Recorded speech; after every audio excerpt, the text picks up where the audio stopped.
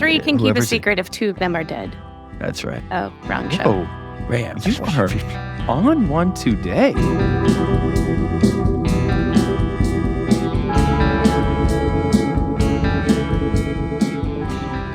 Welcome to the House of Hallowell. I am Drew Fuller, as always, with the fam, my parents, His other BK. parents. how are you Dad. doing, boy? We're talking about episode 19 of season 1, Out of Sight. The 19 description of already? the Wow, sisters we're like- attempt a dangerous rescue of a boy who's been kidnapped by a Grimlock. And Prue's secret is shattered when a reporter witnesses her using her magical powers. This episode aired on May 5th, 1999. It was written by Tony Blake and Paul Jackson, and it was directed by Craig Zisk. So, let's try something a little different today. Shall what did we? you guys... Yeah. I want to try something new. What did you guys like about the episode? I don't know. I'm still trying to get past Prue's secret is shattered. Shattered. Shattered. But by Revealed? the guy that was stretching on the tree, that guy at the crime Yeah, scene. Eric That guy, Lohman. and he was up there. Yeah, that right? Eric that Lohman. leg was like Yeah. shoulder high. He was mighty flexible, stretching Yeah. at the crime scene. You know, like most But- serial killers do. Yeah. Yeah. About to listen, take someone. I gotta be honest, like I really, really enjoyed. I like the storyline because at some point, somehow, you guys running around San Francisco with your powers, I think someone was gonna discover it at some point, and I think that makes for, Angry Andy. It makes for well, it angry ups- Andy. It does, but it also ups the stakes, and when you up the stakes, that's good conflict, right?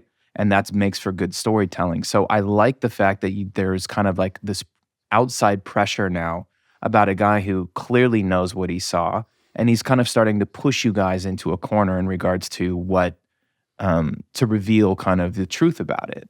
So The from weird that stretchy guy. point of storyline, I loved it because I think that's Okay. very realistic. It's his.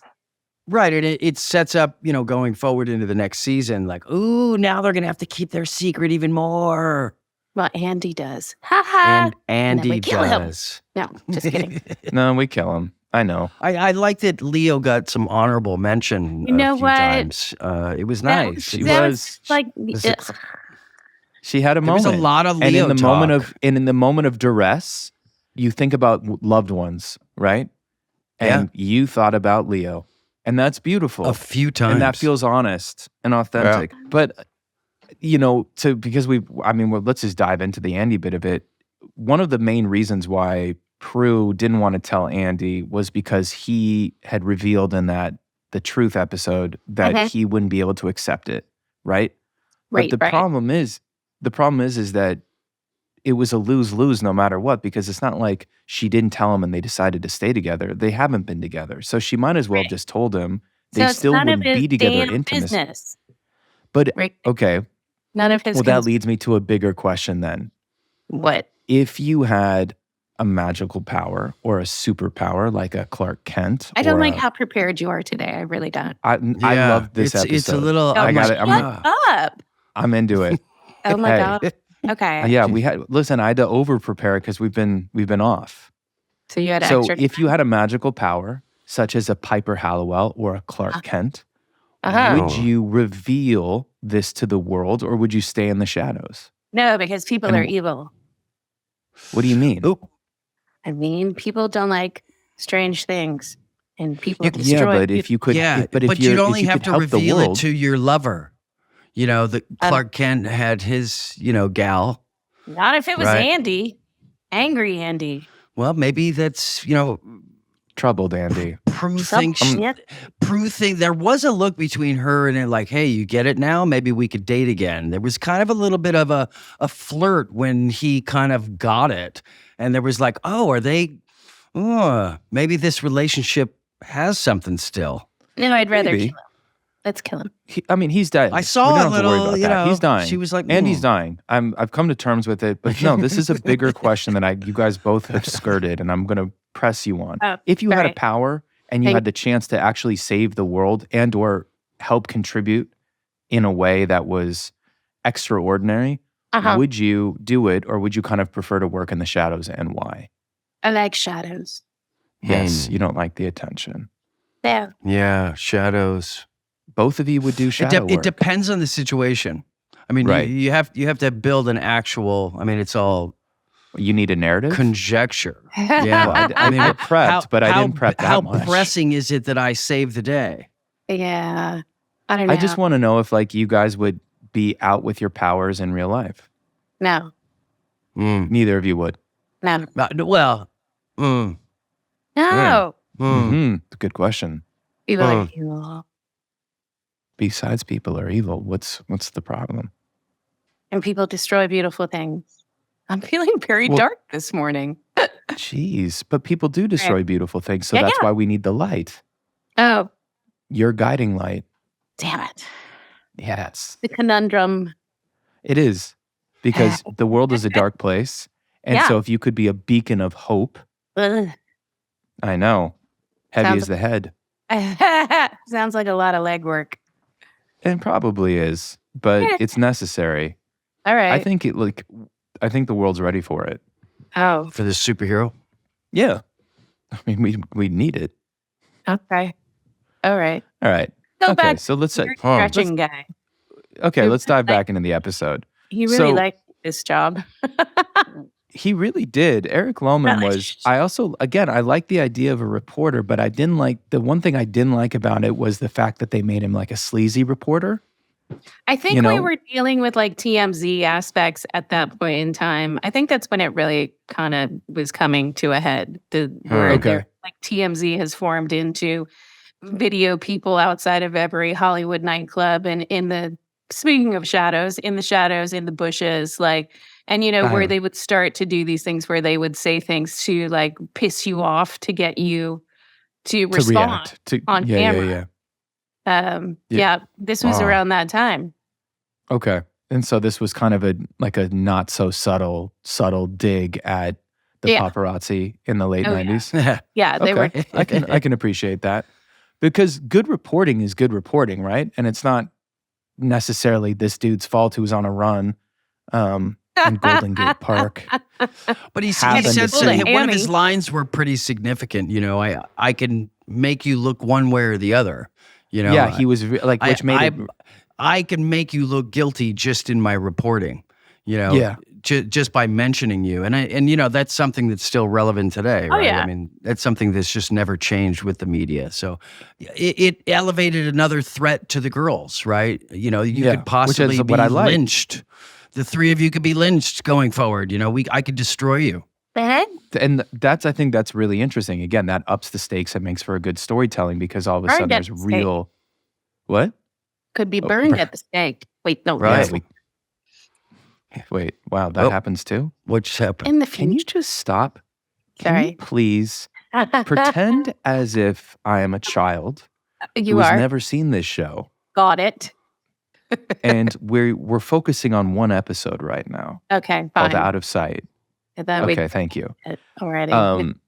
So this was the first time we officially saw Prue with no longer squinting and kind of using her hands to kind of make stuff happen. Now, was this confirmed because she wanted to do this? I know we kind of touched on it in a previous episode, but I just want to was this something that she was I'm done squinting? I'm fairly certain, like 100% fairly certain that there's no making her do something she doesn't want to do. So I guarantee you this was her idea. Okay. Good. Uh, Well, she was great. The Miata made an appearance very early on. yes, it did. Why are Gotta you love upset that with Miata. the audience? Like, I just wanted to go away. Let's not note it. No, it's noted. I think she ends up with BMW eventually, something like No, that. she should have kept the Miata, according to that guy on Instagram. I know. Miata. Yeah, didn't she have a Miata's the- Volkswagen Bug too, right? At one point. The And then, Miata's the yeah, like- answer. And then I think my Jeep was a different color. I think it's supposed to be green. It was awfully dark in this episode. We're just making mistakes all over the place. No, the only green was the potion. It was like kryptonite. It was like Ecto Cooler, yeah, which I thought was actually pretty cool. slime. It was Right? slime. I was like, There was man, some don't amazing. touch that. Look, this episode had a lot. I thought the bad guys were the Grimlocks. I thought they were scary in a sense of like stealing the innocence of a child to Under Um, the street people. Right. Yeah. Still, to be able to kind of catch the aura. Before there was it. Yeah, before there checked. was it. These guys were the well, no, it I when was don't it? The see. book was around. The book was around. Did our writers read it? Probably. Stephen King has a massive following. But this checked. idea of stealing the innocence, the sight of a child, and then using it to be able to kind of take out people with like very specific auras, like Super creepy. it's super creepy. And like I think Super like the creepy. way they looked, and I like the sound effect of what they were doing when they were like taking the kids' eyes. I was feeling all of it. Okay. What What about Josh? Were you feeling Josh? What about Josh? Let's talk about Josh. Well, we can talk what's about the Josh message? for a second. I Of think Josh, it was too soon to put that level of responsibility on his decision on you. That's my take. Like, it's something maybe was possibly happening. Obviously, he's very sweet, and we can get over the fact of like the initial interactions that you guys had at the wine shop. But I Yeah. feel like ultimately, this dude, like my guy, it was too much too soon. You scared her. Do you agree, Brian? Not much too Leo. soon? Not Leo. Be Brian. objective. Yeah, be objective. Too much. was a No, little- wait. I think Which it's part of it? communicating that it's Likes you. communicating. And Okay. that's what you do when you're a grown up. Okay, fair Right. enough. I have a job opportunity. I'll stay. If you don't want me to go, just let me know what you want. This is what people do when they're not afraid of commitment. So yeah, but you guys hadn't even you didn't even like consummate the relationship. do the deed. So yeah, do the Well- deed, the Viper deed. I don't know. Maybe she has a reputation. What do Huh. you mean? Maybe he's heard she's just fine. No. Why not? Listen, if you haven't even if you guys haven't He even reads the bag. consummated your relationship to ask your like, hey, do you want me to stay or turn down this job? Like, that's a lot. It'd be one thing if you guys were dating for 6 months, like, hey, I got this opportunity, or Whose like best even way casually. Yeah. It worked. Timeline here. You know, sometimes though with people, you'd have a special spark immediately and you Yeah. know, like this is something. And I connect with this person from moment one. And I feel like that's what, you know, what you've seen on camera from these two characters is for sure there's a spark. You know, who knows Wow. what they've been doing You're behind the being camera. so you know? judicious right there. Wow. I mean, No, but I hey, don't I like know. it. BK, that's look, we're making what are we if we're not growing? People change. Yeah. Never forget it. That's right, There's a baby. spark. Proving you guys wrong. Back you just stepped No. into that one. People If I met a evolve. gal today somewhere, I'd be like, Evolve is it's possible. Yeah, I'd be like, hey, should I stay or go? She'd be People like, what? evolve. You're crazy. Get out of here. The human race dies. I just think I'm all for communication. I just think that was a lot to put on someone if you guys had you haven't really been dating all that long. Well, coming from the non-committal I understand your position. Who, Chris? No. Who are we talking about? Yeah, We're are we talking talking about his Drew. character here or Yeah, your name is Oh. Drew. You'll be playing the part of Drew. Drew? Wait a second. When did this become about me? I don't know.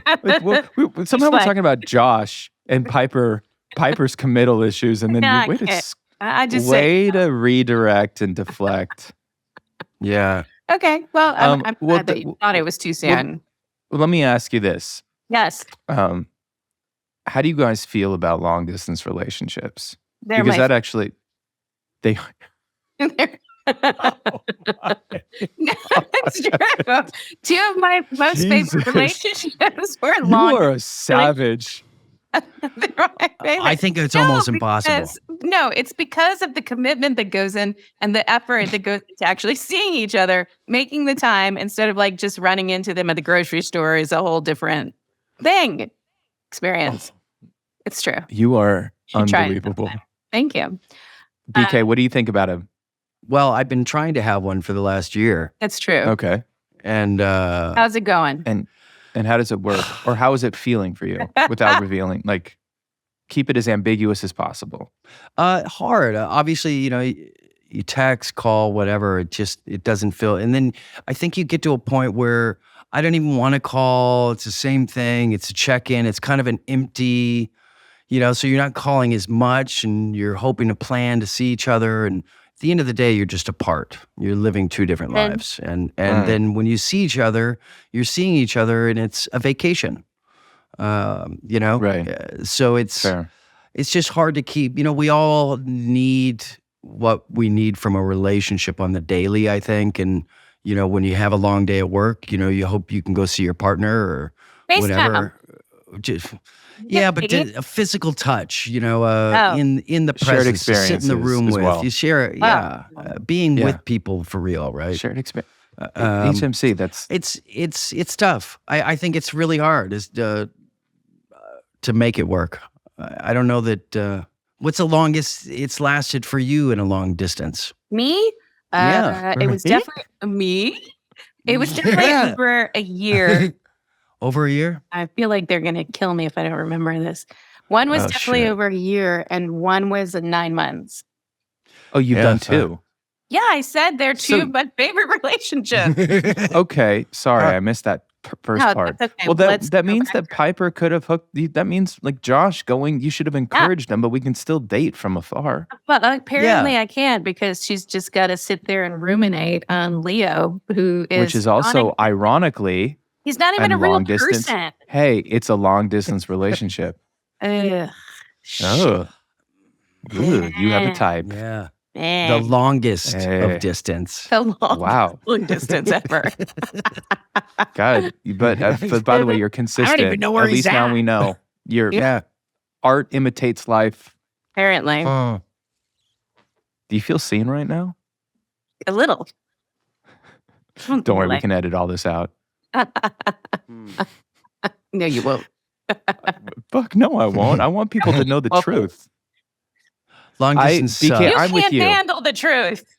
BK, I'm with you. I really do believe it's fucking tough. And you really do want shared experiences. And the last thing you want is the daily phone call of the recap, right? I think a recap of your day. You do at dinner or in the kitchen or while you're making dinner. What do you think you do? Same thing.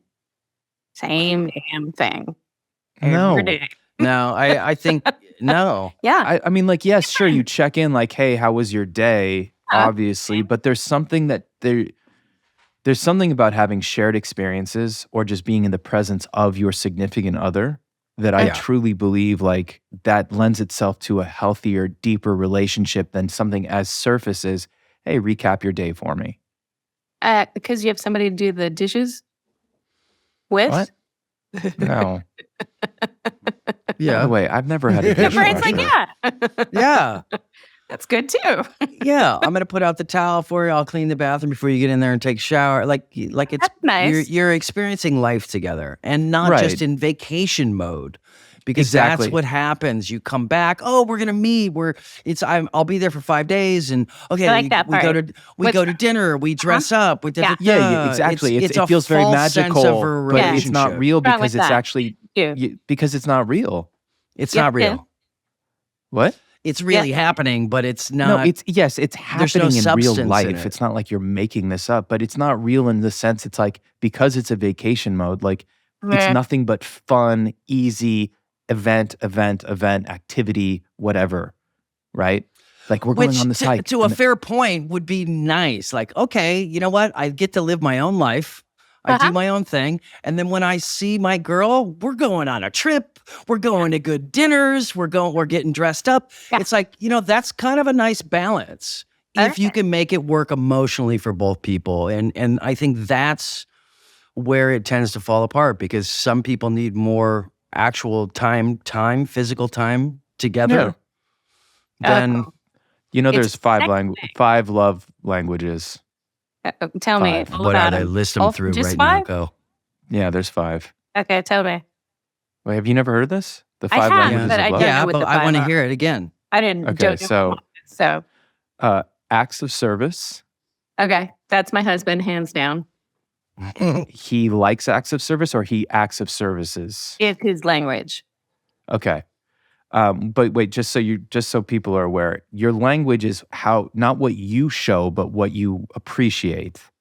Does that make sense? No, it doesn't. Okay. For example, acts of service. Well, let's get all 5 on the table. Acts of service, gift giving, quality time, physical touch, words of affirmation. I'm all 5. I'm all 5. Well, everyone wants to be all 5. Give me. I don't want to be all 5. I just happen to be all 5. Yeah. But that's not. You must gravitate to one more than the other. Like I would say most people have 2. Like a major and a minor, right? 5. Right. Like, sure. But it's not what you do to show. It's like, hey, for example, what is your husband? What is he? How do you, of those 5, what would be the thing that lands the most for him? I don't know his. What would be the thing that lands most for you? Maybe that's the problem. No, it probably is acts of service. Okay. So quality time is definitely on the bottom of my list, like clearly. But the long distance relationships, that's at the bottom. Like, whatever. Oh my God. I love time. it. Holy shit. Time. Okay. But look, I mean, that tracks. I got to be honest. It's true. It tracks. BK, does one land for you more than the other? I'll go first and then you can follow. How about that? For me, it's physical touch. Like, I like being with someone, like in their presence. And I think that also translates over to quality time.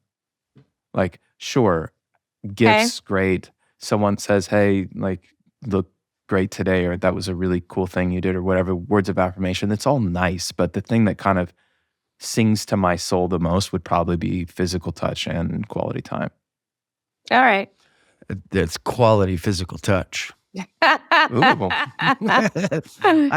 tend to land on that one myself. I mean, quality time, spending time. I don't know. But I even like that with but that love language is how I want to do it with my friends. It's not just my partner, right?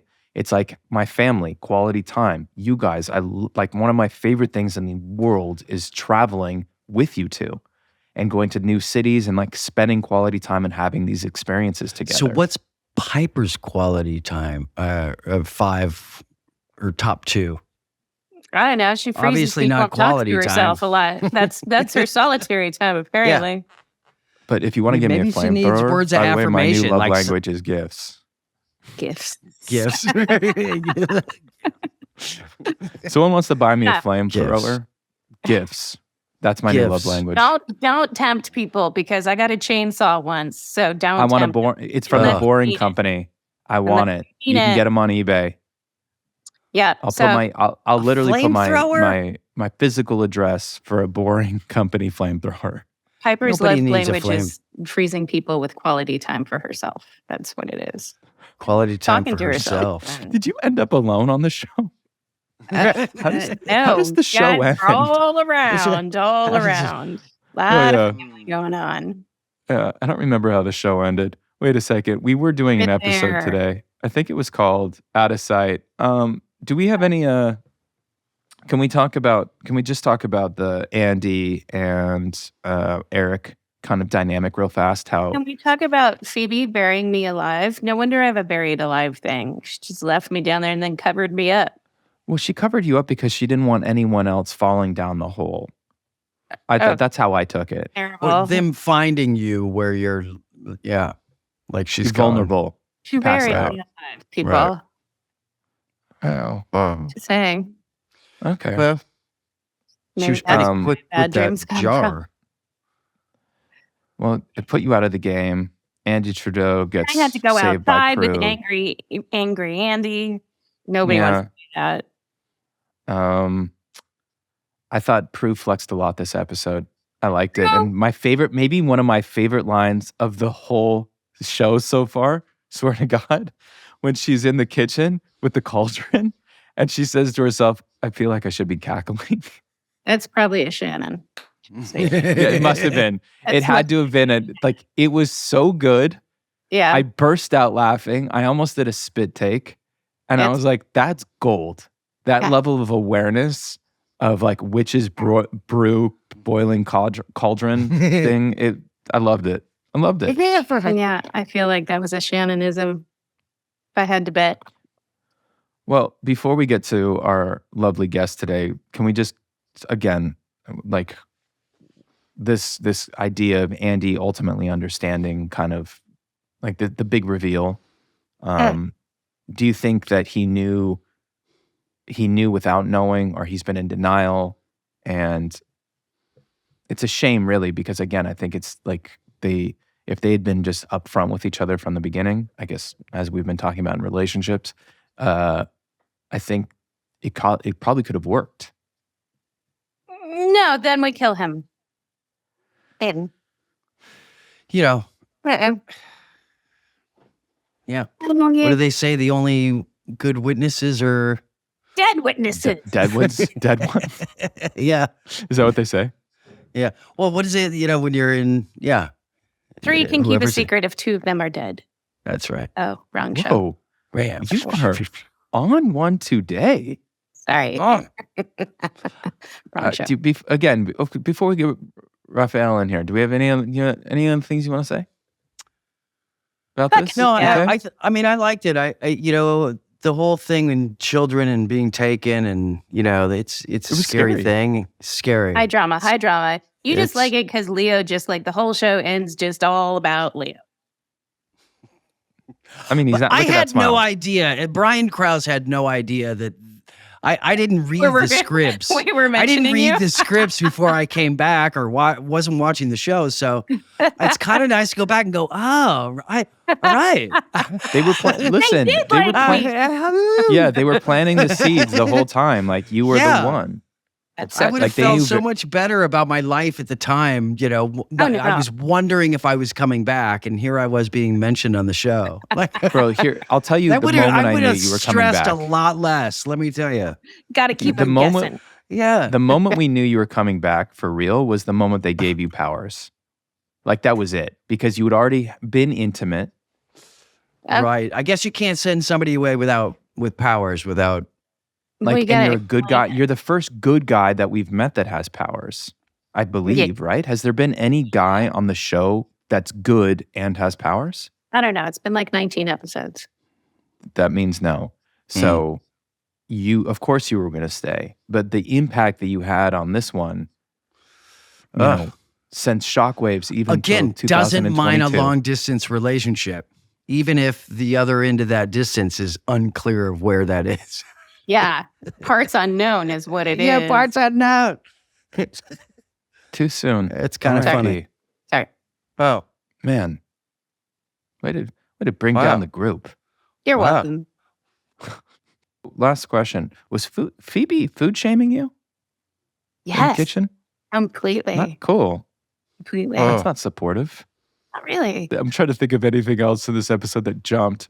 I loved Prue's leather pants. Got to do a little fit check. oh yeah. Her leather Oh, pants yeah. were fire. I was into them. That was Also, the kid. What's funny is that kid fashion. I love fashion sometimes because it's all it comes around. The kid's wearing like wide leg, baggy khakis with like a white tee and like flannel. I was like, that's what people dress like right now. yeah. It's great. Marky Mark and the Funky Bunch. What happened to Eric? Like he was just left for dead in the. No, they picked him up. They got him. Yeah. Yeah, Dorian, and he talked about it and was like, how'd he get dead? That's right. Broke Got neck. dead. Right. That's okay. right. That's in the rub. The one thing that got me is when is it Lucy took the dog away? When Phoebe's in there talking to him, Yeah. and it is about to get serious, and he's like, "Okay, thanks. Excuse us," and she takes the dog. And I'm like, oh, yeah, not even the dog can be in here for this conversation. I thought it was like, why are you taking the dog? Not away? really sure why the dog She left. could go, like the dog, she took the dog. And I thought it was so strange. I think the dog decided the dog didn't like Phoebe. Mm. Okay, so we have a very special guest today, Raphael Sparge, who has done Everything. has been a working actor and Everything. has basically been in everything since I don't know when. Birth. Yeah, like from Vision Quest, one of Holly's favorite movies of all time, Thank you. to Once Upon a Time, where he played Jiminy Cricket. So please give a House of Hallowell fantasy welcome to Raphael. Hey. Oh, Hey, man, how How's it are going? you? Dude, Good. thank you How so are much you for guys? being here. Yeah, thrilled to be here. What are you working on right Yeah. now? Are you allowed to say? I'm not allowed to say. I'm not allowed to say. Marvel. I wish Marvel. I could. Marvel. One of those big kind of like sign an NDA things. But Sure. it's going very well, and we're going to wrap up here at the end of the year. Wow, I didn't That's awesome, realize man. you did a lot of you've done video game voices, yes? Yes, I have. And they have to do NDAs for that, like Oh, super God. serious ones. I had no Super idea. serious. Yeah, I mean, years ago when I first started doing them, when they really started to kind of happen, there was none of that. But it just Right. then with social media and everything else, it just became so everyone was so hungry for what's happening next. So yeah, I mean, I've done now a couple of video games that I can't tell you about. Wow. I know it's been a hot minute. We're talking about late 90s versus 2020, the end of 2022. Do you remember what the audition process for you was like for Charmed specifically? I don't, because it has been so long. There've been so many other auditions since, but Of course. I had done a whole bunch of other spelling shows at the time. The Seventh Heavens, and there was a bunch of others, and I had been in. He was sort of the center of the entertainment universe at the time, and this obviously was. I was already. They were familiar with me, and I was with them. I just remember. Generally you get the sides and you go in and you give it a swing. I mean, now we do self tapes, right? Now we do kind of this thing where, or if you guys are voiceover people, then we do, that's a self tape of sorts when you send an audition, through your audio booth. This was real life humans in a room. And so generally that was a shorter list. There wasn't a lot of people that would audition for the roles. You generally getting the audition was kind of a big deal, because it was A sign that you were kind of in the mix already. Yeah, I mean, I think, now, whereas maybe 10 or maybe 12 people would audition for the role, now there's, I'm told, 100 people submitting. Is that true? Tapes for Thousands. Oh, yeah. Yeah. Absolutely. I didn't realize it was that many.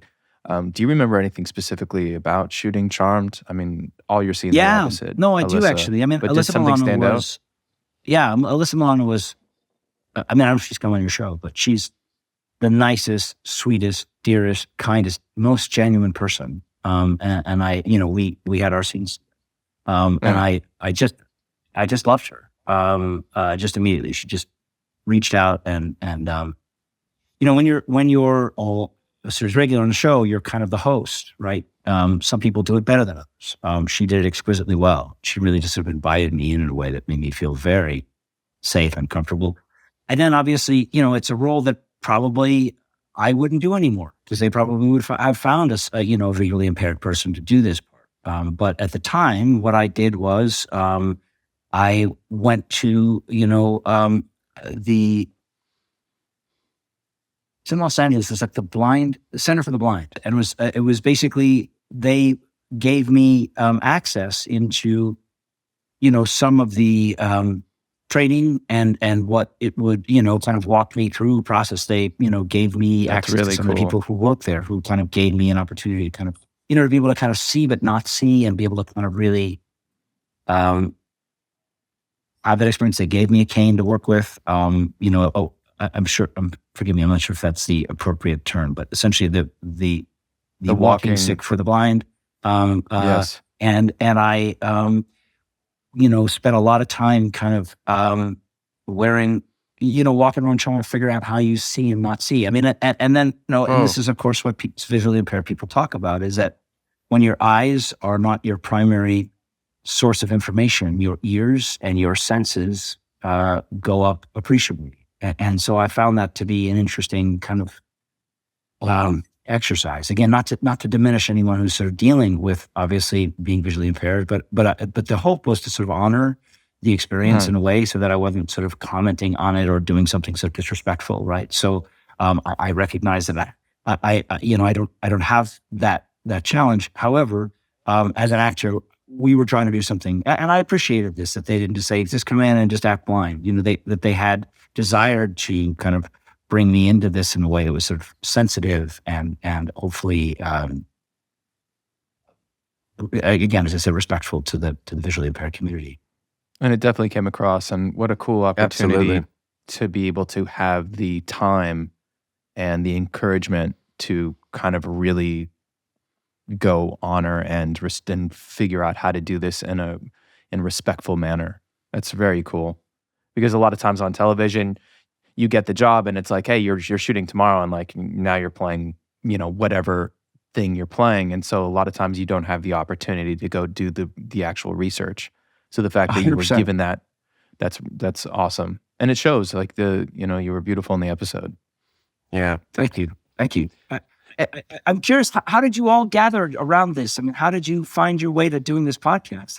I still want to know why they kicked the dog out. Why did they kick the dog out of the scene? That was the one question. Why did they kick the dog out of the scene? I've worked with dogs many times.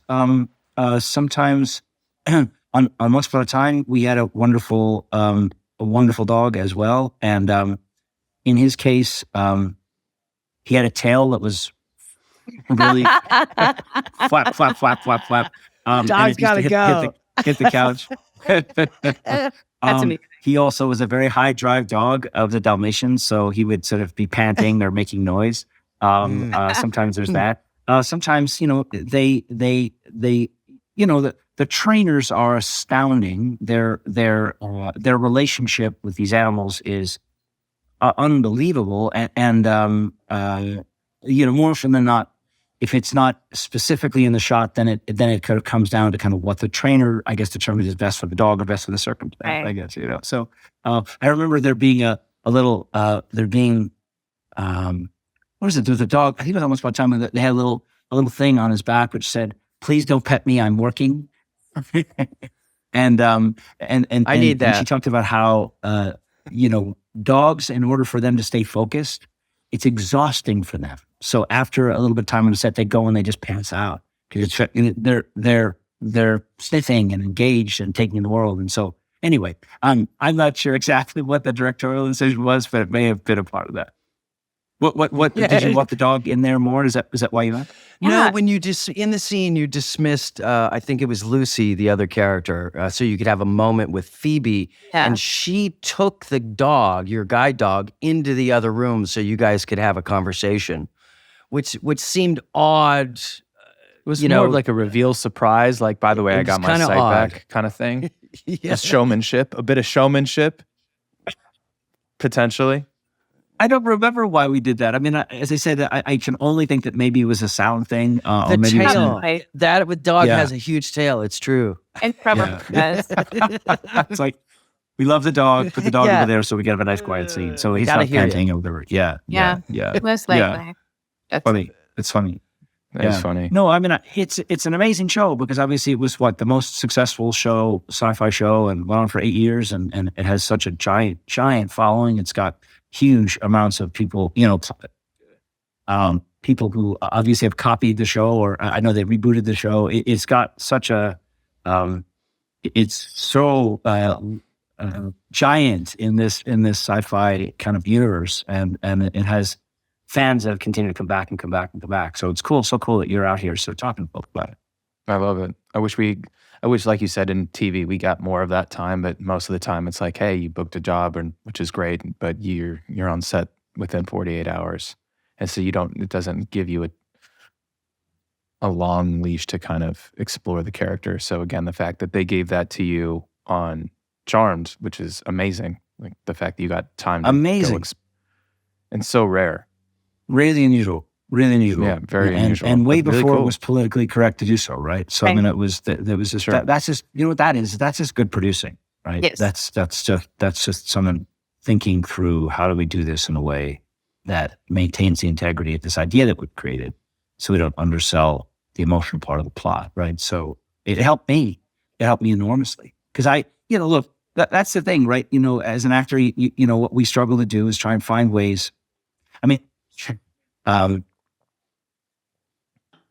all of the training we do is about trying to sort of get to the place where you can get into the story and not feel self-conscious, right? So it's all about sort of fighting that, how am I doing? How do I look? How's it going? How do I sound? All that kind of stuff that happens, right? So that's what the majority of technique and training and stuff is to sort of help with that.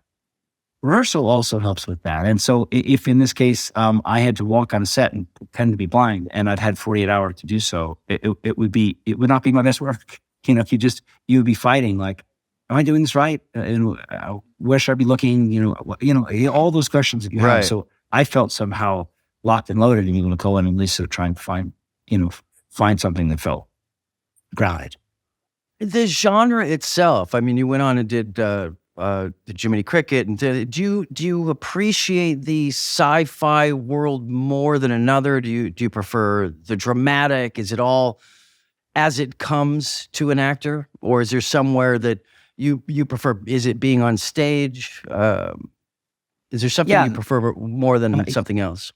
I think the as it comes is kind of my basic. I mean, look, I'm aware of the fact that I am so grateful for what I've been able to do and the opportunities that look my way, and I'm truly I don't know how it happened truly, but I'm there's not a day that I'm not recognize that how fortunate I am that I've been able to kind of continue to work, and I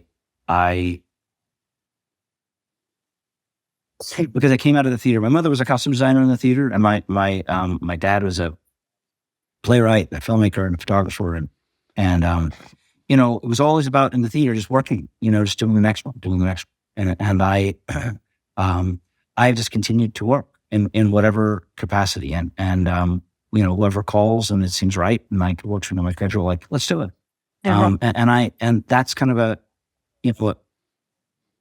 I'm sure that there are probably much smarter people who know how to kind of be more, I don't know, strategic about things, right? And like, if I do this, then I can do that, and but that's somehow for me, it just doesn't fit. It gets me in my head and makes me feel self-conscious. So I would rather just kind of show up for what I have, bring everything that I have to it in the moment, and then go on. I love theater, but for a while when I was raising my kids, I couldn't afford to do theater. It was very hard to be able to, even. So I lived in LA for a bunch of years, and that was, where all the work was. Now I live in New York, and there's an ability to be able to kind of, do self tapes, and I can fly to wherever I need to go to. I have, and then what I did about 12 years ago or so is I expanded into directing. So I've been doing, just because I, even for someone who works, there are years where you can't get rested. What the hell? Sure. So I smell like what's it, like what? It's not working. The magic's not working. And did a couple of documentaries about the water in LA and Green Project. What did it tell us about that? I've been thinking about this lately. I haven't really said this out loud to anyone yet, but I've been thinking about it, which is to say is that there is a madness that comes with being an actor, which is that, when you're working, you're thinking, oh my God, am I going to work again? When you're not working, you're convinced you'll never work again. And then when you're trying to sort of manage things, and there's always a kind of like an anxiety and madness. And then if you're not working for whatever combination of reasons, there's an opportunity at that point to try and figure out, well, what can you do? How can you contribute? What can you kind of bring to your day that isn't just about me and I'm like having a good hair day and my self-tapes and my voice, that's about something bigger. So I kind of evolved into this sort of storytelling that became about kind of trying to sort of bring my years and years and years of working as a storyteller to filmmaking. And I've had to learn so much about filmmaking, but I've kind of broke through my apprenticeship, I feel like, and I've kind of gotten to a place where I feel like I'm doing stuff that I'm very proud of. So the directing and the producing has been sort of an outgrowth of me as an actor.